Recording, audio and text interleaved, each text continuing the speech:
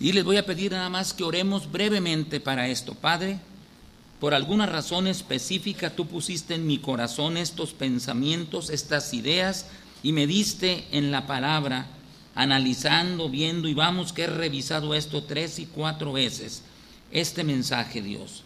Ahora yo te ruego que tú bendigas la explicación de tu palabra, que lo uses con poder, que aclare nuestros pensamientos en unos para poder tener explicaciones para otros y en los otros para analizar nuestras vidas con respecto a nuestra salvación de acuerdo a lo que la palabra de Dios misma establece. Gracias por esta bendición de poder exponer tu palabra. Pedimos tu dirección en todo momento. En Cristo Jesús. Amén. Hermanos, lo primero que les quiero decir es que este mensaje es un mensaje que no es un yo acuso, yo digo, yo señalo, de ninguna manera. Es la iglesia, por conducto de sus ministros, de sus pastores, avisa, hace del conocimiento de con un propósito definido, de que cualquiera persona que tuviera alguna mala idea con respecto a ser creyente, al estar oyendo la palabra de Dios, y he orado bastante para que el Espíritu Santo le vaya mostrando a cada uno de nosotros la posición en la que estamos. Estoy seguro que los que somos creyentes, de acuerdo a lo que dice Romanos 8:16, estamos bien confirmados que somos. Dice que el Espíritu mismo da testimonio a nuestro espíritu de que somos hijos de Dios. El más interesado cuando una persona se convierte en hacerle saber a ese nuevo converso que es creyente es el Espíritu Santo de Dios, porque Satanás se va a encargar de desvirtuar en muchas ocasiones, de decir, tú crees que sí eres, y tú después de lo que has hecho, cómo te has portado, etcétera, crees tú que eres un verdadero hijo de Dios, y empieza a meter muchas dudas precisamente para que uno se desanime. Entonces, la idea de lo que voy a presentar aquí, el mensaje se llama los pseudocristianos, y como yo siempre comienzo, explico lo siguiente: pseudo significa falso, cristiano, seguidor de Cristo, de su doctrina, de su obra, de su ejemplo. Cada domingo oímos lo que aquí el pastor Alberto nos dice en torno que no predicamos una religión, nosotros predicamos a Cristo, su manera de vivir, el ejemplo que nos dejó en su palabra, y así es como tratamos de vivir. Ahora, seudónimo es un adjetivo y se usa, por ejemplo, de un autor que oculta con un nombre falso el suyo verdadero, y no que en ese caso está mal, él tendrá sus motivos, razones y demás. Es un nombre utilizado por un artista en sus actividades en vez del suyo propio. Pintores, escultores, etcétera, lo usan, y aquí puede ser para efectos fiscales, para efecto de esto, etcétera. No es que esté mal, lo que decimos que es un nombre que no es el de él, seudónimo. Está usando un nombre que verdaderamente no es el de él, podrá tener motivos suficientes. Hace poco, como un mes más o menos, salió una noticia muy tremenda de un municipio aledaño a Monterrey, de un pseudodoctor, y así decía con todas las palabras en la página local: pseudodoctor por negligencia médica, etcétera, etcétera, etcétera, causa una serie de problemas a uno de sus pacientes, y lo ponía entre comillas. A la mera hora ese hombre tenía su talón de recetas, tenía su domicilio, tenía su teléfono, pero no era doctor. Entonces, ahí nos da ya un parámetro de qué significa pseudocristiano, y es lo que vamos a explicar para que, si fuera el caso de una sola persona, y a esa una sola persona esta plática le sirvió para enderezar su vida, para corregirla, para salir del engaño con que Satanás le tiene velado por ahí su vista, ya sería una gran ganancia. Pero también para nosotros, que a veces siendo verdaderos creyentes, de repente nos podemos confundir por nuestra manera de ser o de actuar cuando estamos fuera de la iglesia. Ahora, vamos a ver, miren, se falsifican obras de arte, billetes, escrituras de propiedades, títulos profesionales, identificaciones personales, pasaportes, marcas, CDs, etcétera. Se falsifican muchas cosas y aparecen en el periódico.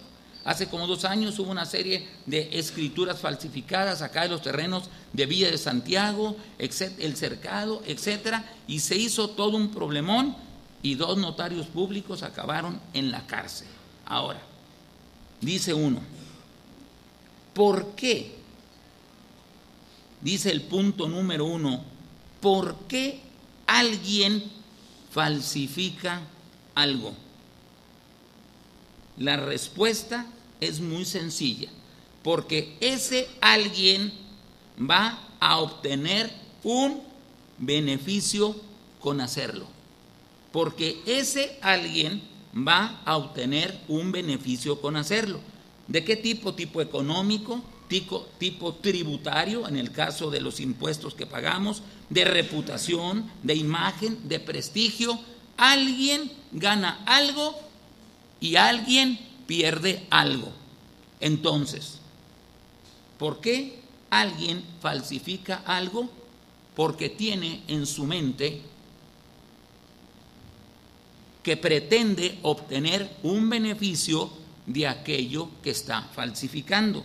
Y esto nos lleva a otra pregunta más directa, que es la que a nosotros como creyentes y como iglesia, como Filadelfia, nos debe de importar. Dice, ¿por qué querría alguien aparentar ser cristiano sin serlo? Aquí hay varias respuestas. De todas ellas, hermanos, que voy a mencionar, soy testigo ocular, presencial, como copastor en otras iglesias, pastor aquí, de lo que voy a decir, y seguramente ustedes saben, ya han oído de casos similares. Pero la primera, ¿por qué alguien querría aparentar ser cristiano sin serlo? Una, porque la persona está convencida en sí misma de que es cristiana, pero no lo es. Ahí lo marco, letras negrillas y subrayado, pero no lo es. Y vamos a ver rápido un caso bíblico, y qué bueno que esto el que lo aclaró fue nuestro Señor y Salvador Jesucristo, porque así vamos a decir, oye, si Él advirtió en torno a esto y le sucedió y lo tuvo que aclarar, número 1, es real, existe eso, y número 2, la obligación del que está dirigiendo una obra, en este caso de Cristo, está completamente 100% obligado a aclarar eso, porque es la confusión más terrible que una persona puede tener. Cuando un creyente sabe que es creyente, lo sabe. Cuando una persona sabe que no es creyente porque se da cuenta, no, y si yo definitivamente, si muero voy al infierno, bueno, ese está bien aclarado de su origen y destino y situación. El problema es el que cree serlo y no lo es, porque no va a haber tiempo de darle para atrás después si no toma en la actualidad una decisión correcta, se arrepiente y corrige aquello. Ahora, vamos a ver Juan 8:31. Juan 8:31. Vean lo que dice. Dijo entonces Jesús a los judíos que habían creído en él, fíjense, que habían creído en él, si vosotros permaneciereis en mi palabra, seréis verdaderamente mis discípulos. Está hablando Jesús con unos judíos que decían que habían creído en él, que se habían convertido al cristianismo. Luego el versículo 41, por favor, Juan 8:41 dice, ahí sigue el diálogo, yo puse únicamente los versículos para cortar el tiempo. Les dice Jesucristo, vosotros hacéis las obras de vuestro padre, pero anoten que está vuestro padre con minúscula. Entonces le dijeron, nosotros no somos nacidos de fornicación, un padre tenemos que es Dios. le estaban diciendo una grosería porque decían, a ver, tú eres hijo de María, sí, está bien, pero ¿quién es tu papá? No lo sabemos. O sea, en pocas palabras, no creemos que tú fuiste concebido por el Espíritu Santo. Pero decían que habían creído en Cristo, no pierdan eso de referencia. Vamos al versículo 43. Dice Jesucristo a ellos, les hace una pregunta, ¿por qué no entendéis mi lenguaje? Y él mismo contesta, porque no podéis escuchar mi palabra. El 44, por favor. Vosotros sois de vuestro padre el diablo, y los deseos de vuestro padre queréis hacer. Él ha sido homicida desde el principio y no ha permanecido en la verdad, porque no hay verdad en él. Cuando habla mentira, de suyo habla, porque es mentiroso y padre de mentira. Ya los desmintió y ahora les dijo de quiénes eran hijos. No te confundas, dices que creíste en mí, totalmente equivocado. Eres hijo de tu padre el diablo. Ahora, vean el 47, Juan 8:47. El que es de Dios, las palabras de Dios oye, por esto no las oís vosotros, porque no sois de Dios. Y no estaba refiriéndose a que fueran sordos, porque dice, el que es de Dios, las palabras de Dios oye, las toma en cuenta, las vive, procura vivir de acuerdo a eso. Por eso insistimos tanto cada domingo que esto no es una religión, tratamos de imitar el ejemplo de vida que nos dejó Jesucristo. No es una religión, es una forma de vida. Dice, por eso ustedes no pueden ser, no las pueden oír, simple y sencillamente porque no sois de Dios. Se los dijo en positivo y en negativo. Vosotros sois hijos de vuestro padre el diablo y vosotros no sois de Dios. O sea, podría haber dicho, ¿me entendieron? Nomás faltó que les agregara eso. Bueno, ahí tienen ustedes por qué alguien querría aparentar ser cristiano sin serlo. Porque él cree, está convencido que es, pero la palabra de Dios les aclara, no eres. Ahora, vamos a seguir viendo porque viene una serie de ejemplos de muchos puntos de vista y aquí es donde me doy cuenta la importancia que Dios, el Señor Jesucristo, le dio a este tema tan importante. Un punto número 2, ¿por qué alguien querría aparentar ser cristiano sin serlo? Esta respuesta, los que hemos pertenecido a iglesias muy grandes, donde hay gente de mucho dinero, etcétera, lo entendemos porque convivimos con muchos de ellos. Dice, ¿por qué razón? Porque quiere relacionarse profesional, comercial y o socialmente con determinada iglesia o congregación de cristianos. Me conviene. Aquí voy a hacer grandes negocios. Tengo un potencial para lo que yo vendo enorme. Y además son gente simpática, gente bonita, gente que se comporta bien en sociedad y otra que va más para adelante y gente que tiene familias muy bonitas, jóvenes muy guapos, muy apuestos, muy bien educados, muchachas muy bonitas, etcétera. Entonces, como que de aquí soy y aquí me quiero relacionar. Pero ¿qué tiene que ver ese factor motivacional con el verdadero motivo de ser creyente? Eso es absolutamente real. 3, porque pretende a una persona que sí es cristiana y para ser aceptado o aceptada, según sea el caso familiarmente o en la iglesia, adopta esta apariencia. Adopta esta apariencia. Mi esposa y yo estábamos trabajando en otra iglesia y conocimos a una joven que era estilista, atendía únicamente a mujeres por convicción de ella, muy guapa, joven, pero ella sentía como que, vamos a decir, ya estaba grande, no era así desde nuestro punto de vista, y tenía ganas de casarse y pues no encontraba ahí el joven idóneo por ahí, ¿verdad? Y finalmente ella decidió, éramos 3 pastores en aquel entonces, y ella nos cortaba el pelo a nosotros, únicos hombres dentro de esa iglesia, y puras mujeres atendía. Y una vez me presenta un caso y me dice, pastor, me pretende esta persona, y me enseñó unas fotos. Era un capitán del ejército, pero de esos así, de veras, de película. Y le dije, y pues ¿Es creyente? No, no es creyente. Bueno, pues entonces está bien, trátalo con mucho cuidado, habla con él, explícale tus convicciones espirituales y si quieres que en algo te podemos ayudar, empieza a invitarlo a la iglesia, yo platico con él, los podemos invitar a comer o a cenar a la casa según sea el caso y platicamos. Entonces ella, con todo lo que pudo, pues claro que era sumamente atractivo el hombre este, muy varonil y bueno, se veía bastante bien. El punto es que ella le dice, oye, yo tengo estas convicciones, o sea, obedeció lo que se le dijo. Y le dijo, mira, no va a haber problema. Yo, por ti, me hago mormón, me hago masón, me hago testigo de Jehová, me hago lo que quieras. Ya podemos entender qué era lo que él estaba viendo o pensando. Muy guapa, sí, la muchachita esta, joven.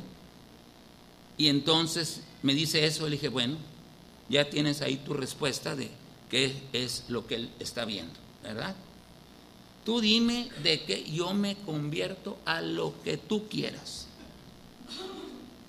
Y entonces ella, en un acto de desesperación, se casa con él. Le fue terriblemente mal. Se la llevó a vivir al estado de Sinaloa porque era capitán y le tocó cuando el ejército estaba haciendo una cruzada ya fuertísima en contra de las drogas. Pero él la empieza a golpear fuertemente, incluso cuando estaba embarazada. Vino, después nos lo comentó, vio el error tan grave que tenía y al poco tiempo se lo mataron en una de esas incursiones. Se acabó. Se quedó viuda, se quedó con el niño y con un testimonio pésimo. ¿Pero qué es? Una persona que pretende, una que sí es cristiana y para ser aceptado y que en su casa ya está yendo a la iglesia, ¿qué más quieres? Adopta esta apariencia real siempre, y así hay 2, 3 casos más, está muy largo. Ahora, otra, aquí va una cosa de por qué una iglesia les da cabida a ese tipo de personas pseudo cristianos. No aparte en su mente de que estamos hablando de pseudo cristianos. Y ahorita vamos a ver las características. Porque a la iglesia a la que empieza a asistir este tipo de personas les conviene por mezquindad. ¿Qué es mezquindad?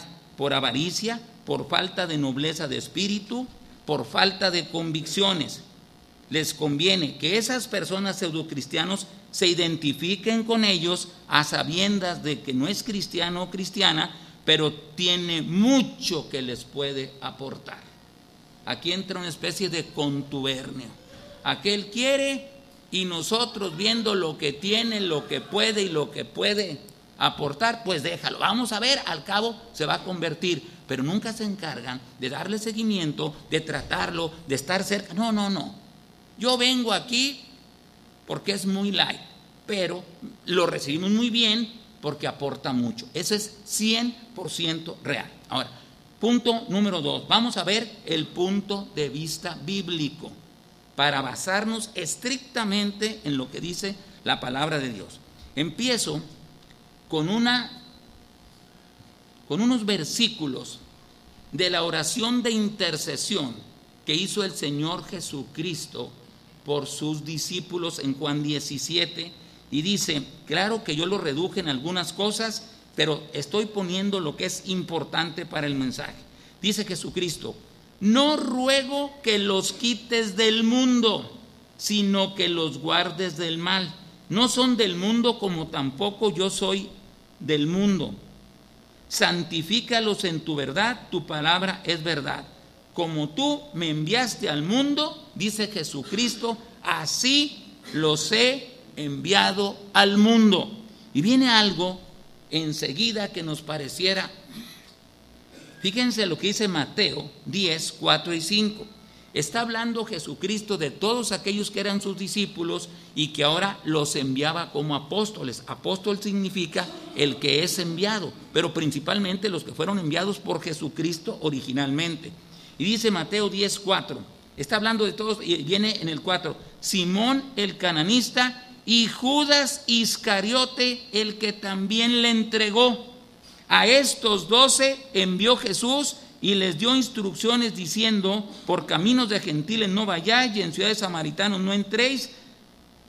Dice: sino id antes a las ovejas perdidas de las casas de Israel. Primera pregunta: Jesucristo, en su atributo de presciencia, ¿sabía quién era Judas? ¿Sí o no? Sí, por supuesto que sabía. Pero ahí tenemos, cuando ya hace esto, ahorita vamos a ver lo que dijo Jesucristo, que era para que la Escritura se cumpliese lo que estaba escrito. Pero para los que dirigimos obras, para pastores, para maestros, esto sirve mucho. Judas fue un infiltrado en el grupo de los 12. Vio, oyó y anduvo con los otros 11 discípulos, oyendo las predicaciones de Jesucristo, viendo todos los milagros que hizo, siendo partícipe de cómo con tanta sabiduría les contestaba a judíos, a gentiles, a los del Sanedrín y a todos. Entonces, ¿qué andaba haciendo Judas Iscariote, el que le entregó? Era un infiltrado, era un pseudo discípulo que se convirtió en un pseudo apóstol. Y van a ver cómo hablan de los pseudos apóstoles, pseudos profetas, etc. Era un pseudo apóstol, un apóstol falso. Y dice que a estos 12 envió Jesús, y en ese grupo de 12 iba Judas Iscariote, bien dicho, el que le entregó. Pero fíjense la sabiduría de Jesucristo. Esto para mí es como un testimonio que Jesús les deja a los que tenemos un interés verdadero en que la obra camine bien. Mira, si esto me sucedió a mí aquí, a sabiendas de esto, ten cuidado, mucho más fácil les va a pasar y a suceder a ustedes. Va a haber infiltrados. Entonces, cuidado. ¿Hizo o no hizo daño Judas a la obra, aunque Cristo tenía el control de todo? Por supuesto que sí hizo mucho daño. Ahora, fíjense lo que dice Jesucristo en Mateo 7, 21 al 23. No todo el que me dice Señor, Señor entrará en el reino de los cielos, sino el que hace la voluntad de mi Padre que está en los cielos. Muchos me dirán en aquel día es el día del juicio: Señor, Señor, ¿no profetizamos en tu nombre? Y en tu nombre echamos fuera demonios, y en tu nombre hicimos muchos milagros. Y entonces les declararé: nunca os conocí, apartaos de mí, hacedores de maldad. A ver, el hombre común y corriente de la calle, el mecánico, el trabajador, el carpintero, el licenciado, puede decir: oye Señor, en tu nombre profetizamos, en tu nombre echamos fuera demonios, en tu nombre hicimos muchos milagros. Por supuesto que no. Ese tenía que ser gente a fuerza religiosa. Y fíjense de lo que habla. Fíjense de lo que habla. Profetizamos, exorcizamos y anduvimos de milagreros. En tu nombre, Jesús. ¿Cuáles son ahorita uno de los problemas que tienen las iglesias? Esta serie de cosas que ya no funcionan, que no están operando. No digo que Dios no pueda hacer milagros, los puede hacer cada vez que quiera, pero la iglesia se rige por los principios que Dios dejó para la iglesia. Pero fíjense, en todo es en tu nombre. O sea, en tu nombre hicimos esto, en tu nombre hicimos esto otro, en tu nombre. Gente que según ellos estaban convencidos que lo que hacían era en el nombre de Jesucristo. Ellos eran sinceros en lo que estaban diciendo, pero estaban sinceramente equivocados. Y Cristo se los aclara. Y miren qué importante es la aclaración: nunca os conocí. No son de mi rebaño. Pero fíjense lo que les dice: apartaos de mí, ¿qué? Hacedores de maldad. O sea, no negó que hicieron lo que hicieron. Pero ¿en nombre de quién lo hiciste? Hacedores de maldad. Maldad tiene que ver con el maligno necesariamente. Es hacedor de maldad, destructor, mentiroso, engañador. hacedores de maldad. Tengo aquí algo que escribí con letras muy pequeñas. Vamos a irnos a Éxodo 7, hermanos, por favor. Quiero que vean algo muy importante que hasta hoy en la madrugada que estaba repasando lo vi. Vamos a poner Éxodo 7, 10 y 11. Éxodo 7, 10 y 11, por favor. Quiero que vean esto. Le está diciendo hacedores de maldad. Eso que hicieron de andar profetizando, yo no les mandé que profetizaran, ni profetizaron en mi nombre. Y eso de que echaron de que echaron fuera demonios, tampoco les mandé yo eso, ni lo hicieron. Bueno, miren, aquí está. Y lo último, pues tampoco, hicimos muchos milagros, tampoco fueron en mi nombre. Ahora, fíjense ustedes lo que dice aquí Éxodo, cuando Dios, Jehová, mandó a Moisés y a Aarón delante de Faraón. Le dijo a Moisés que con la vara que traía iba a hacer unos milagros que definitivamente se iba a convencer Faraón de que él era un enviado de Dios. Y dice ahí, puse los puros versículos: vinieron pues Moisés y Aarón a Faraón e hicieron como Jehová lo había mandado, y echó Aarón su vara delante de Faraón y de sus siervos, y se hizo culebra. O sea, se hizo culebra. Entonces, fíjense, el 11, llamó también Faraón sabios y hechiceros, o sea, los de él, que estaban en su gabinete, e hicieron también lo mismo los hechiceros de Egipto con sus encantamientos, hicieron lo mismo. O sea, clonaron el milagro. Me vienes tú, Moisés y Aarón, con que avientas tu vara y se hace culebra. Llamó a los de él, avienten las de ustedes. Y todas se hicieron culebras. ¿Qué? Los adivinos, agoreros y hechiceros estaban siendo guiados por Dios. Sí, por el Dios de ellos, por Satanás, ¿verdad? Pero ahora, ahí vamos al otro versículo. Fíjense todo lo que pasó. En el mismo Éxodo 7 vamos a los versículos 19 primero. Éxodo 7, 19. Dice: y Jehová dijo a Moisés y Aarón: toma tu vara y extiende tu mano sobre las aguas de Egipto, sobre sus ríos, sobre sus arroyos y sobre sus estanques y sobre todos sus depósitos de agua, para que se conviertan en sangre. Ahora vamos al 22, hermanos, por favor. Y los hechiceros de Egipto hicieron lo mismo con sus encantamientos, y el corazón de Faraón se endureció y no los escuchó como Jehová lo había dicho. Que se convierten las aguas en sangre. Dale. Los mismos hechiceros, ¡fum! Ahí están.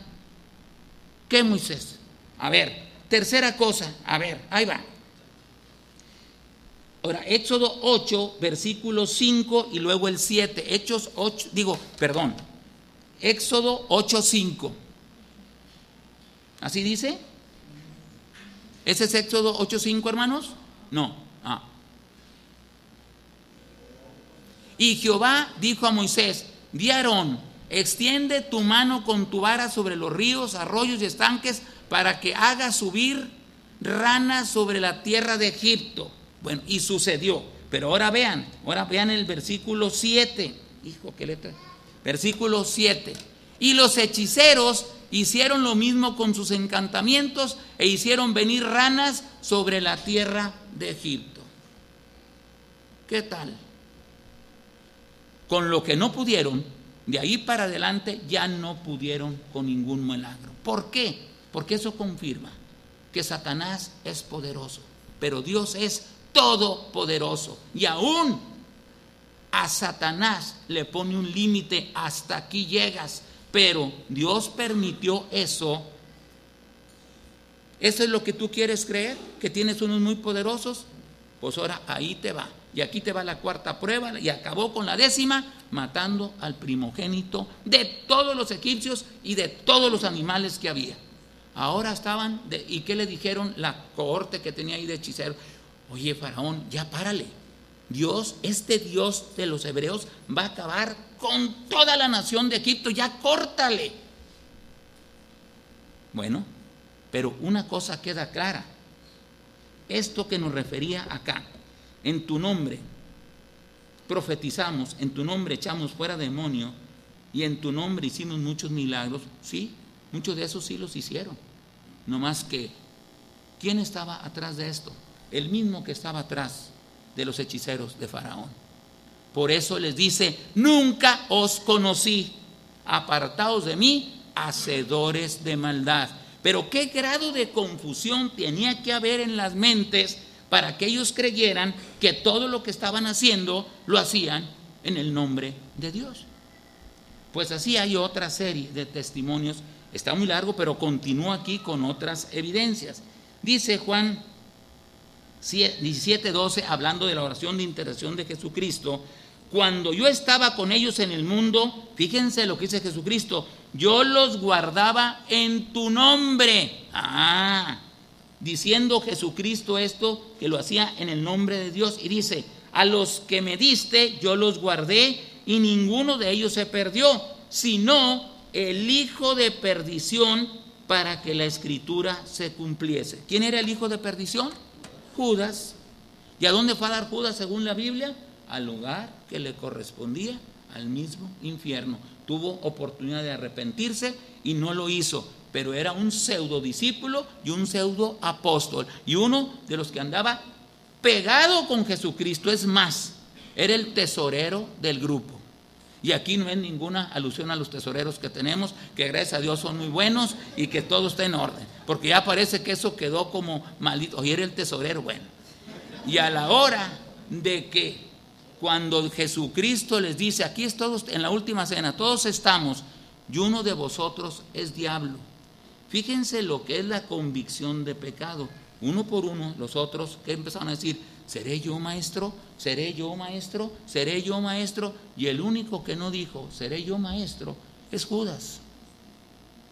Y Cristo nomás dijo: el que mete su pan a mi plato. Y en ese momento lo estaba metiendo Judas. Un infiltrado. Ahora vamos a ver algo muy interesante. Miren, dice: para que la escritura se cumpliese, estaba escrito que... Ahora, no es que Dios programó a Judas como ahora quieren hacer en ese evangelio según San Judas, que él ayudó mucho a la obra cristiana haciendo lo que hizo, porque finalmente él ayudó a que la escritura se cumpliese. Ay, por favor, ¿verdad? Ahora dicen que pues, si Dios lo destinó eso. No. Dios no destina a nadie al pecado. Dios ama al pecador, pero aborrece su pecado. Y nos da el discernimiento para que nosotros escojamos si queremos creer lo que Él nos dice o queremos creer lo que el mundo nos indica, o peor tantito, lo que a nosotros nos gusta del mundo.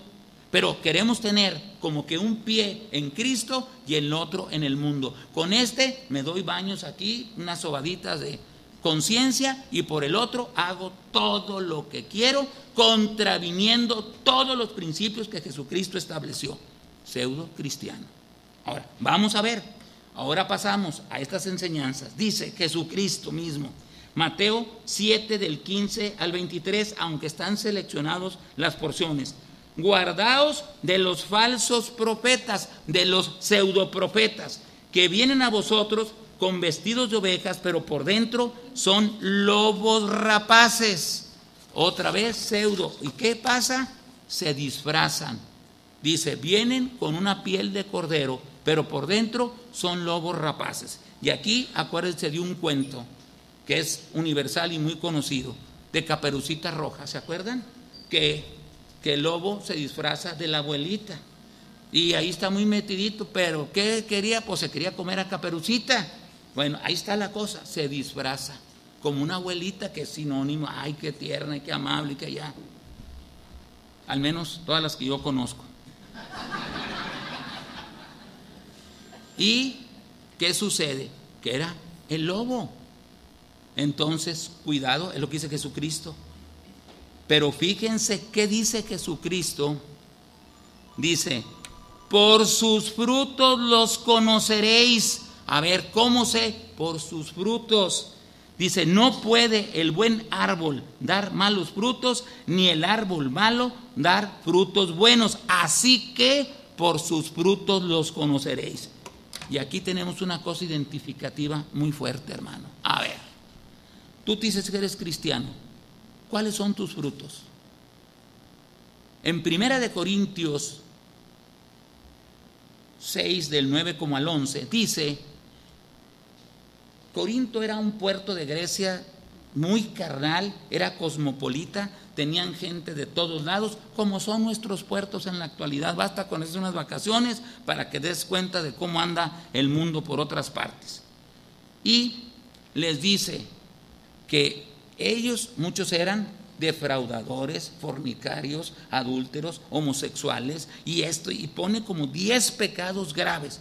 Dice: y esto erais algunos, pero ya habéis sido transformados por el Señor, justificados por su palabra. Ya erais, ya fueron limpios, ya no tienes que ser. Acuérdense el criterio que aplicó Jesucristo con aquella mujer que la habían encontrado en el mismo lecho del adulterio.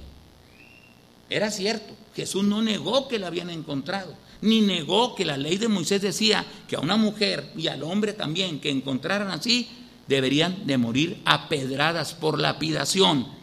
Pero Jesucristo estuvo paciente y no les negó que eso decía la ley de Moisés. Pero ¿qué le pregunta a la mujer? Oye, ¿dónde están los que te condenaban, los que te acusaban? ¿Ninguno te condenó? Dice ella: ninguno, yo tampoco. Vete y no peques más. Hasta aquí llegaste, córtale. Yo sé que así vienes, yo estoy para perdonar pecados, pero estoy para advertirte que de tú seguir en esa actitud, las cosas van a ir pésimamente mal, porque ahora ya tienes pleno conocimiento que esto es una ofensa grave a Dios. Entonces, ¿cómo podemos identificar a un pseudo cristiano? Porque el Espíritu Santo está dando testimonio que todo lo que está haciendo y viviendo está mal, pero Él pasa todo esto por arriba. Entonces tú eres de los que crees que eres, pero no eres. Porque mi palabra, como les dijo a los judíos, no haya cabida en ti. ¿Y por qué no la puedes escuchar? ¿Por qué no la puedes respetar? Sencillamente porque no eres un hijo de Dios. Punto. Se oye fuerte, pero qué mejor es que viniendo de Dios te aclare: no eres, a que tú crees que eres y no lo eres, y llegas al juicio y ya no hay nada que hacer. Te va a decir: oye, pues no fui a la iglesia, no iba yo y cantaba, y no participé en esto, y no di ofrendas y todo. Nunca te conocí, apartados de mí, hacedor de maldad. Te fuiste a dar baños de conciencia, a tratar de limpiar. Pero bien decía el profeta Jeremías: aunque te laves con jabón y con cloro, podríamos decir ahorita, pero la mancha de tu pecado allí permanece. Ese no está perdonado por Cristo. Los que perdona a Cristo se borran, y dice: y nunca más me acordaré de sus transgresiones y sus pecados, porque donde hubo remisión de estos, ya no queda más ofrenda por el pecado. Él sí tiene la capacidad de perdonar. Ya te perdoné, pero córtale. Hasta aquí llegaste con ese tipo de vida, y esa va a ser una evidencia de que efectivamente cambiaste, y de que efectivamente eres de la iglesia de Cristo, y de que efectivamente vas a tener la carga y convicciones de andar y comportarte adentro de la iglesia, en tu casa, fuera de tu casa, en tu trabajo, en la escuela, donde sea, como un verdadero cristiano. Por eso es la insistencia: no predicamos una religión, predicamos la manera de vivir de Cristo y del ejemplo que nos dejó. Punto número 3. El daño a la obra. Ahora, decimos que cada vez que alguien falsifica algo, alguien gana algo y alguien pierde algo. Vamos a ver si los apóstoles, fíjense, Pedro fue apóstol a los judíos y Pablo fue apóstol a los gentiles. Vean cómo captaron estos dos apóstoles la enseñanza de Jesucristo. Dice: el daño a la obra. Segunda de Pedro 2 del 1 a 3 dice: pero hubo tiempo pasado falsos profetas entre el pueblo, como habrá entre vosotros falsos maestros. Hubo, porque cuando Pedro estaba escribiendo, ya había el apóstol Pablo escrito que iban a cesar las lenguas, que iban a cesar las profecías y que iba a cesar las sanidades y todo esto. Por eso ya no iba a haber el don de profecía a como se había estilado en un principio. Por eso le dice ahora: hubo también falsos profetas entre el pueblo, como, ahí está la analogía, habrá entre vosotros falsos maestros. O sea, Satanás no va a cambiar su estrategia. Antes había profetas, ahora son maestros. Pero fíjense lo que dice: que introducirán encubiertamente herejías destructoras y aún negarán al Señor que los rescató, atrayendo sobre sí mismos destrucción repentina. Ahora, el daño. Y muchos seguirán sus disoluciones. Sus disoluciones. Ahorita explico esa. Por causa de los cuales el camino de la verdad será blasfemado. Dos cosas graves para la iglesia. Si queremos ver la aplicación de disolución, a ver, hermanos, por favorcito, Primera de Corintios 11, 18, hermanos, por favor. Primera de Corintios 11, 18. Y luego el 19. Fíjense bien. Y volvemos a Corinto, que era una iglesia muy carnal y salió ejemplo de muchas cosas. Dice: pues en primer lugar, le decía Pablo a los de Corinto, cuando os reunís como iglesia, o sea, como iglesia, oigo que hay entre vosotros divisiones. Esas son las disoluciones, disuelven, se dividen. Y en parte lo creo, porque es preciso, es necesario que entre vosotros haya disensiones para que se hagan manifiesto entre vosotros los que son aprobados. ¿Para qué sirve esto? ¿Por qué se permite que haya disensiones y disoluciones? Para que salgan los que no son y se queden los que sí son. Dice, es preciso. ¿Qué quiere decir? Que había muchos infiltrados. Entonces, eso es lo que tenemos que ver. Platicaba una anécdota, un misionero que decía que en Rusia, pues no era nada bien visto el cristianismo y se reunían en un sótano y con mucho cuidado. Y una vez entró por ahí la policía, tocaron bien fuerte la puerta y estaban reunidos como 12 o 14 personas oyendo de la palabra de Dios y vestidos completamente de soldados con las metralladoras en las manos hasta que aventaron la puerta. Y los agarró con las Biblias y unas hojas en las manos y todo. ¿Qué están haciendo? Pues el que estaba de líder, estamos estudiando la palabra de Dios. No saben que aquí está estrictamente prohibido hacer eso y que pagan con la vida. Los que hagan esto, les vamos a dar una oportunidad. Los que se quieran salir ahorita y desistir, sálganse. Porque a los demás, aquí llegó el término de su vida. Y 2 personas se salieron. Le dijo el capitán ahí, ve y cierra la puerta. Ya la cerró. Dijo, nosotros también somos cristianos, pero hay muchos infiltrados y tenemos temor que en la policía nos detecten, pero continúen. Aquí estamos y vamos a ver por ustedes. ¿Qué prueba? ¿Estás dispuesto a dar tu vida por él? Entonces sí eres. Si andas de medias tintas o de colado, de infiltrado, te vas a ir. Porque ¿por qué voy a morir si yo no estoy convencido de eso? Me invitaron, aquí estoy, pero en fin. Pero qué diferencia. Dijo, ahora sí, síganle, todos somos cristianos. Se sentaron y sígale. Ciérrale y que no entren. Ese es el punto, hermanos. Que a veces Dios hace ese tipo de cosas. Tenemos que ser probados precisamente para saber, oye, ¿de qué lado estás? Un infiltrado hace mucho más daño que 10 enemigos declarados. Como dice esa película, durmiendo con el enemigo, lo tienes en casa. ¿Ok? Entonces, ese es Pedro. Fíjense lo que Pablo decía. Primera de Corintios 5 del 9 al 11. Os he escrito por carta que no os juntéis con los fornicarios.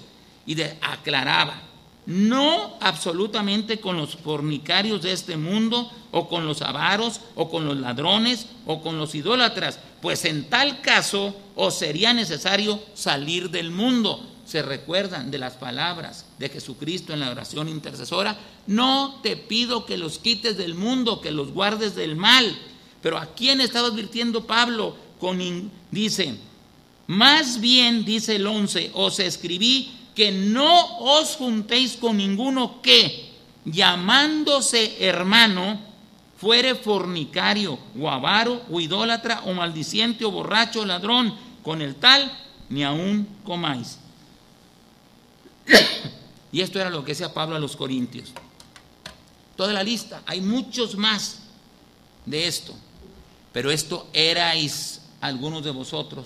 Ya habéis sido perdonados, ya habéis sido justificados. Córtale a tu antigua manera de vivir. De modo que si alguno está en Cristo, las cosas viejas pasaron, he aquí, todas son hechas nuevas. Eso es lo que yo te ofrezco, pero tú lo tienes que obedecer. Practicabas algunos pecados, o todos estos, que son muchísimos, bueno, practicabas. Porque si no, va a ser, te llamabas, hasta aquí llegaste.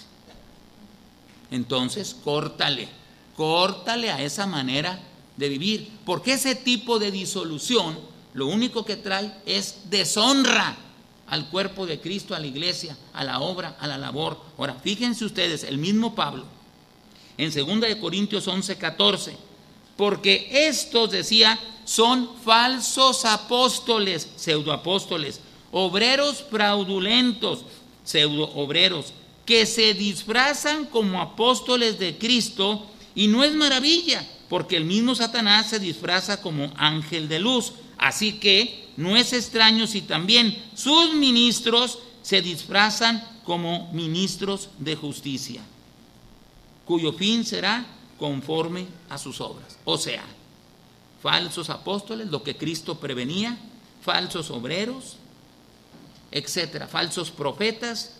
Y si no es extraño, si también sus ministros se disfrazan como ministros de justicia, el Satanás se disfraza como ángel de luz, pues imagínense nada más. Y en 2 de Corintios 11:26 remacha, está hablando Pablo de todas las vicisitudes, obstáculos, problemas que vivió, que son muchísimos. Y dice, en caminos muchas veces, en peligros de ríos, peligros de ladrones, peligros de los de mi nación, peligros de los gentiles, peligros en la ciudad, peligros en el desierto, peligros en el mar y peligros entre falsos hermanos. Y miren, ¿a qué nivel ubica Pablo a los falsos hermanos? ¿En qué posición los deja? Conforme a todos los grandes peligros que había afrontado. Y con estos estoy peor, porque pensando que tengo un apoyo, una ayuda, son falsos hermanos, pseudo hermanos.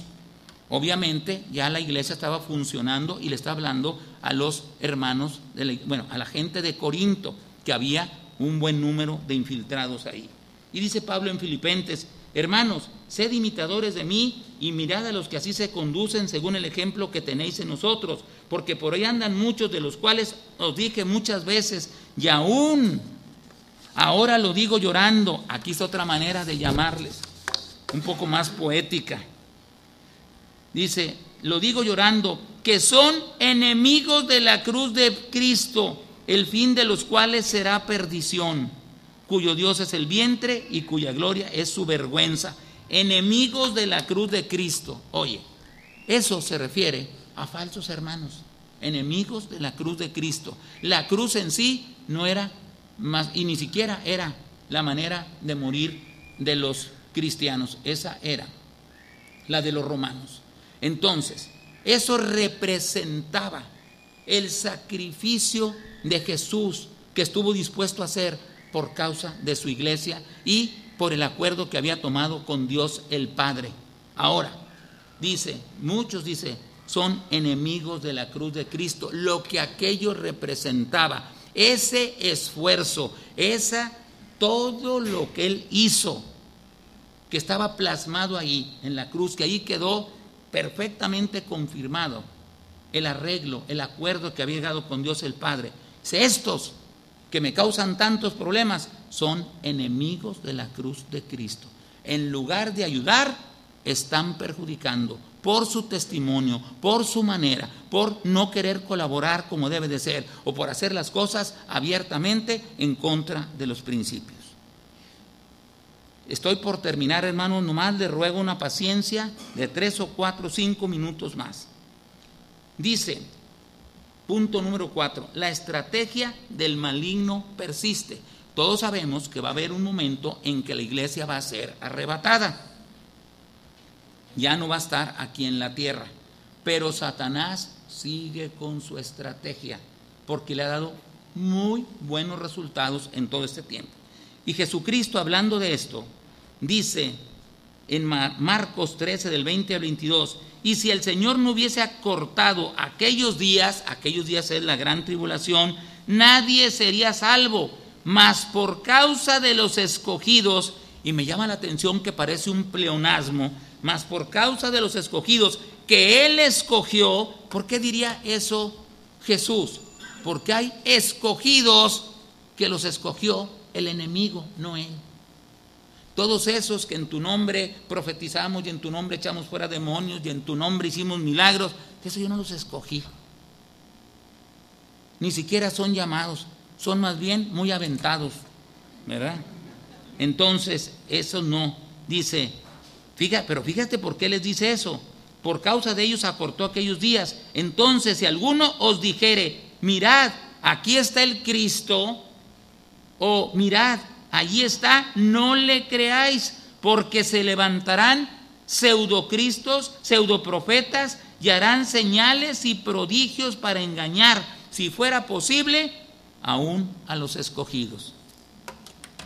Vimos el curso de señales, prodigios y milagros, los que hizo Dios, pero Satanás tiene poder, ya lo vimos, para hacer una serie de milagros, y va a tratar de engañar aún a los escogidos, aunque ya es lo último, pues vuelvo a echar la red a ver de cuántos de aquí me traigo, y va a hacer señales y prodigios, o sea, cosas portentosas, porque tiene el poder para hacerlo.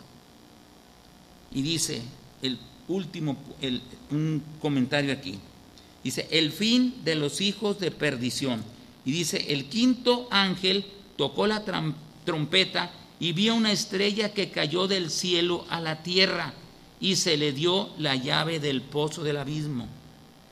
¿Quién creen ustedes que es esa estrella que cayó del cielo a la tierra? Lucero, ese fue.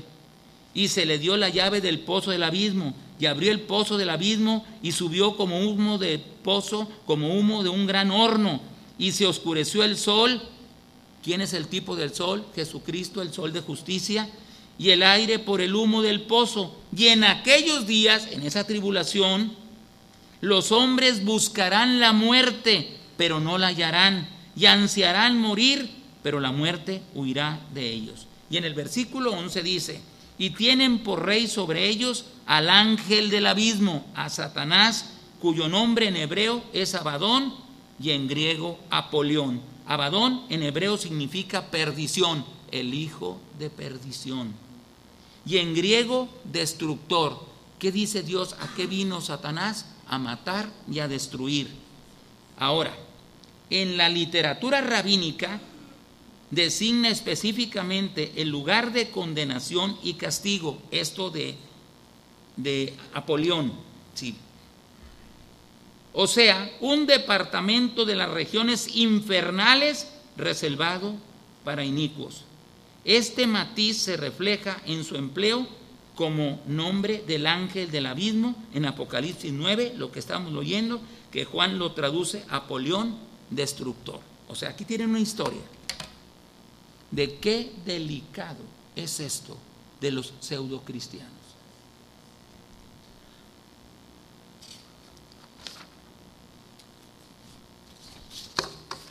Para mí, ojalá Dios me permita, no he podido continuar con este libro que quiero hacer, que se llama La prueba que hace la diferencia.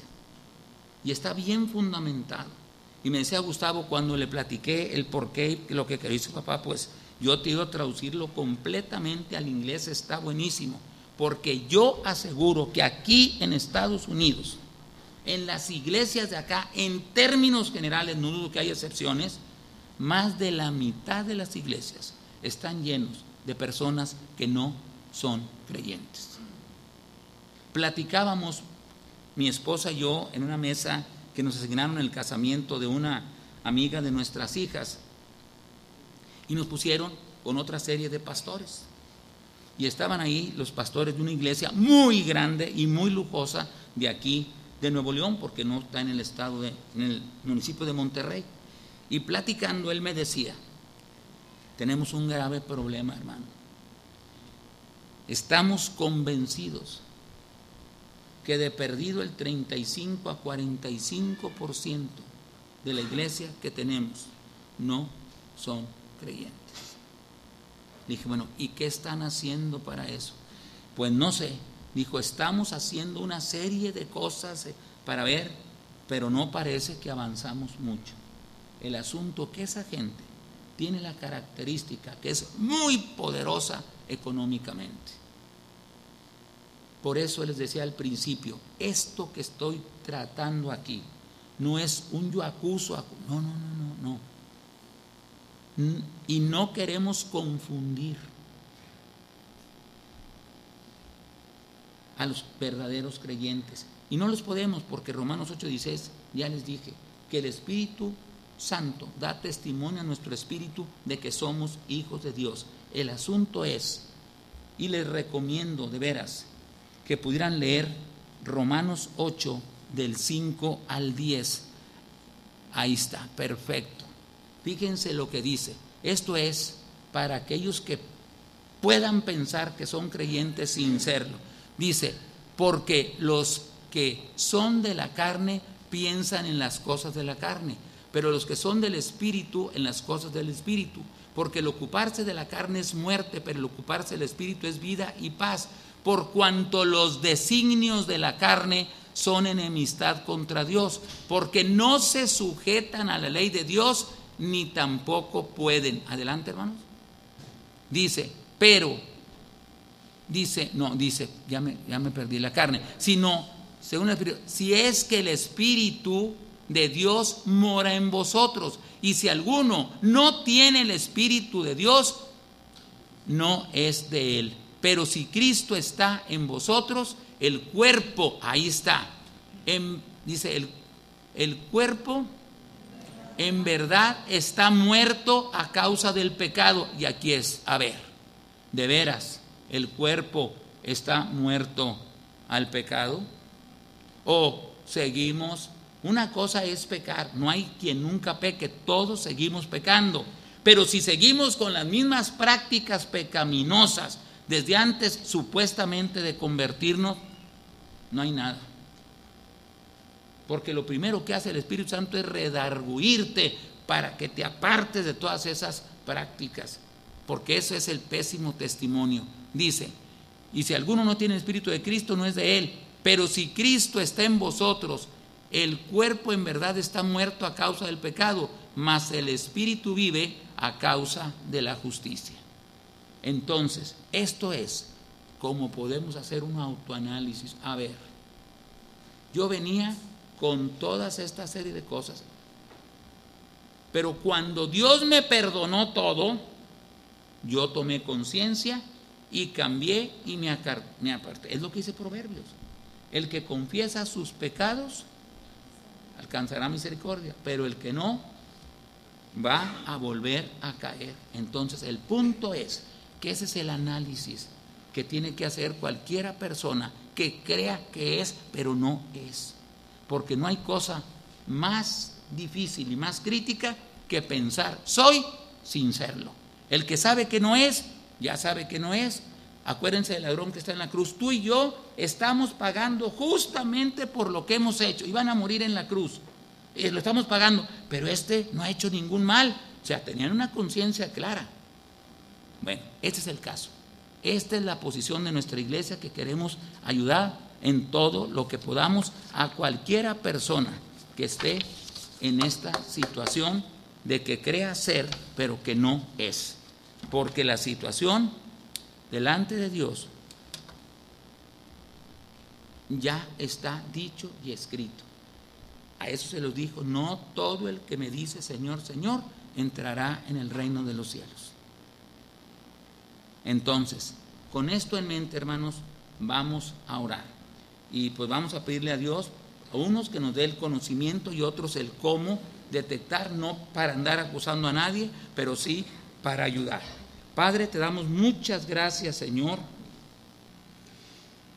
por lo claro, Señor, de tu ejemplo, de tu conducta, de tu comportamiento, de tus instrucciones, de lo que dejaste establecido en tu palabra. No podemos salir y decir: a ver, no entendí. Y todavía, si ese fuera el caso, yo estoy en la mejor disposición como siervo tuyo, Señor Jesucristo, de explicarle a cualquiera persona que quedó con dudas. Dios, a los que somos, confírmanos tú en el corazón, como siempre lo haces, que somos tus hijos, que no tenemos problemas, que si tú vienes por nosotros, estamos seguros que vamos contigo. Lo más triste es creer ser y no ser. Y si hay alguna persona aquí, Dios, que esté en esa condición y ahorita por el mensaje se dio cuenta, yo estoy dispuesto a platicar con él o a hacer una cita y a platicar largo y tendido, con todo gusto. Señor, ayúdanos y bendícenos, Señor, como iglesia, en los propósitos que tenemos, en los proyectos en los que estamos participando, en los planes que estamos haciendo. Bendice, Señor, a Helio y a Aide, como lo estamos pidiendo ahora que van a estar allá en Valladolid. Dios santo, bendice a los que ahí participan, todas las obras con las que estamos colaborando aquí y también en los pueblos no alcanzados. Bendice a los pastores, Señor, dándonos palabra fresca y puntual, a los diáconos, Señor, con este ministerio tan importante, el diaconado, a los líderes y hermanos y hermanas que se encargan con grupos en toda la iglesia, que son muchos, para que todos estemos colaborando, Señor, para la realización de tu obra aquí en la tierra. Bendice también las ofrendas que se han de levantar, Señor. Tenemos muchas necesidades, pero sabemos que tú estás consciente de eso y que suplirás todo conforme, Señor, a tu gracia y a tu misericordia. Gracias en Cristo Jesús. Amén, amén.